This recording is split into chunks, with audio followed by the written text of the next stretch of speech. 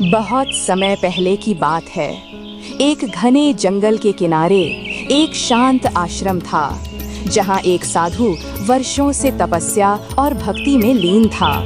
वह साधु अपने कठोर नियमों, सत्य के मार्ग और त्यागपूर्ण जीवन के लिए प्रसिद्ध था। दूर दूर से लोग उसके पास आते, आशीर्वाद लेते और उसे महान आत्मा मानते थे। उसी जंगल के दूसरे छोर पर एक डाकू रहता था। वह लोगों को लूटता, निर्दोषों को डराता और अपने पापों के लिए जाना जाता था। उसका जीवन हिंसा और अपराधों से भरा था। लोग उससे डरते थे, लेकिन कोई उसे बदल नहीं सका। समय का चक्र चलता रहा। एक दिन ऐसा आया जब दोनों साधु और डाकू अपनी अपनी आयु पूरी करके इस संसार से विदा हो गए। मृत्यु के बाद दोनों की आत्माएं एक साथ यमलोक पहुंची। वहां का दृश्य बहुत गंभीर और शांत था। चारों ओर एक अद्भुत व्यवस्था थी, जहां हर आत्मा के कर्मों का हिसाब रखा जाता था। सामने सिंहासन पर विराजमान थे यमराज, जो न्याय के देवता माने जाते हैं। दोनों आत्माएं यमराज के सामने खड़ी हो गईं। यमराज ने अपने विशाल ग्रंथों को खोला और उनके जीवन के हर कर्म को ध्यान से देखने लगे। कुछ देर तक वहां गहरा मौन छाया रहा। फिर यमराज ने गंभीर स्वर में कहा, तुम दोनों को अपने जीवन के बारे में कुछ कहना हो तो कह सकते हो। सबसे पहले डाकू आगे बढ़ा। उसका चेहरा झुका हुआ था, आवाज में विनम्रता थी। उसने धीरे से कहा, महाराज, मैं जानता हूँ कि मैंने जीवन भर गलत काम किए हैं। मैंने निर्दोष लोगों को कष्ट दिया, धन लूटा और पाप किए। मैं एक बड़ा अपराधी हूँ। आप जो भी दंड देंगे मैं उसे स्वीकार करूँगा। मुझे अपने कर्मों पर कोई गर्व नहीं है, बल्कि पछतावा है। उसकी आंखों में पछतावा साफ दिखाई दे रहा था। अब साधु की बारी थी। वह आत्मविश्वास से आगे आया। उसके चेहरे पर एक हल्का गर्व झलक रहा था। उसने ऊंचे स्वर में कहा, महाराज, मैंने अपना पूरा जीवन तपस्या और भक्ति में बिताया है। मैंने कभी असत्य का साथ नहीं दिया, हमेशा धर्म का पालन किया। मैंने लोगों की सेवा की और अच्छे कर्म किए, इसलिए मैं स्वर्ग का अधिकारी हूँ। कृपया मेरे लिए स्वर्ग में उचित स्थान की व्यवस्था की जाए। उसके शब्दों में विश्वास तो था, लेकिन विनम्रता की कमी साफ झलक रही थी। यमराज दोनों की बातें ध्यान से सुनते रहे। कुछ क्षणों तक उन्होंने आंखें बंद कर ली, जैसे किसी गहरे विचार में हों। फिर उन्होंने निर्णय सुनाया। उन्होंने डाकू की ओर देखा और कहा, तुम्हें दंड दिया जाता है कि तुम इस साधु की सेवा करोगे। डाकू ने बिना किसी विरोध के सिर झुका लिया और कहा, जैसा आदेश महाराज। फिर यमराज ने साधु की ओर देखा।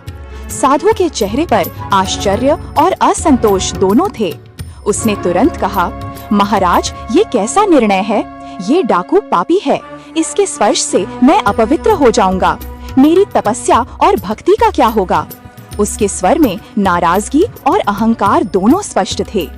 यह सुनते ही यमराज का चेहरा कठोर हो गया। उन्होंने गंभीर आवाज में कहा, यही तुम्हारी सबसे बड़ी भूल है साधु। तुमने वर्षों तक तपस्या तो की, लेकिन अपने अंदर के अहंकार को नहीं मिटा सके। तुम्हें अपने अच्छे कर्मों पर इतना गर्व हो गया कि तुम दूसरों को अपने से नीचे समझने लगे। साधु चुप हो गया, लेकिन उसके मन में अभी भी विरोध था। यमराज आगे बोले, और यह डाकू जिसने जीवन भर पाप किए, लेकिन आज इसमें विनम्रता है, पश्चाताप है। यह अपने अपराधों को स्वीकार करता है। यह अपने अहंकार को त्याग चुका है। यही सच्चे परिवर्तन की शुरुआत है। डाकू की आंखों से आंसू बहने लगे। यमराज ने फिर कहा, साधु, तुम्हारी तपस्या अधूरी है, क्योंकि तुमने यह नहीं समझा कि हर जीव में एक ही आत्मा होती है। तुमने अपने आप को दूसरों से श्रेष्ठ माना, इसलिए अब तुम्हें इस डाकू की सेवा करनी होगी, ताकि तुम विनम्रता का सच्चा अर्थ समझ सको। यह सुनकर साधु स्तब्ध रह गया। उसे पहली बार अपने अंदर के अहंकार का एहसास हुआ। धीरे धीरे समय बीतने लगा। अब वही साधु जो कभी खुद को श्रेष्ठ समझता था, डाकू की सेवा कर रहा था। शुरुआत में उसे यह बहुत कठिन लगा। उसके मन में विरोध उठता, लेकिन धीरे धीरे उसने अपने भीतर झांकना शुरू किया। वह सोचने लगा, मैंने इतने वर्षों तक तपस्या की, फिर भी मैं अपने अहंकार को क्यों नहीं छोड़ पाया? क्या मेरी साधना सिर्फ दिखावे के लिए थी? उधर डाकू भी बदल रहा था। वो अब हर काम विनम्रता और ईमानदारी से करता। वह साधु का सम्मान करता और हर समय सेवा में लगा रहता। एक दिन साधु ने डाकू से पूछा, तुम्हें अपने पिछले जीवन की याद नहीं आती? डाकू ने शांत स्वर में कहा, आती है। वही मुझे विनम्र बनाए रखती है।